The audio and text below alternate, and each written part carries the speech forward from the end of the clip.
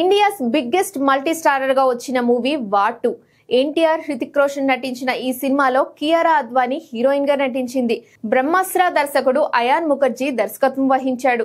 ప్రముఖ బాలీవుడ్ నిర్మాణ సంస్థ Yash Raj films spy universe లో భాగంగా భారీ బడ్జెట్ తో రూపొందించింది.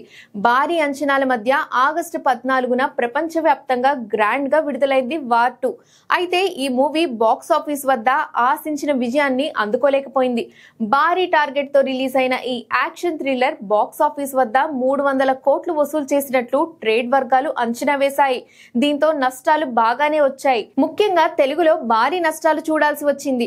అయితే ఇప్పుడు ఓటీటీలో మాత్రం వార్ 2 రికార్డ్ స్థాయిలో వ్యూస్ ను సొంతం చేసుకుంటోంది.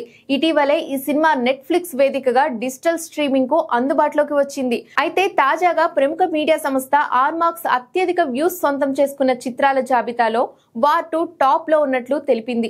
అక్టోబర్ 6 నుంచి అక్టోబర్ 12 వరకు వచ్చిన వ్యూస్ ఆధారంగా వెల్లడించినట్లు చెప్పింది. వార్ 2 కు అత్యధికంగా 3.5 మిలియన్ల వ్యూస్ వచ్చినట్లు ప్రకటించింది. దీంతో గత వారం ఇండియాలోనే ఎక్కువ మంది చూసిన సినిమాగా వార్ 2 నిలిచింది. ఈ లెక్కన వార్ 2 కి ఓటీటీలో అదిరిపోయే రెస్పాన్స్ వస్తుందని చెప్పాలి.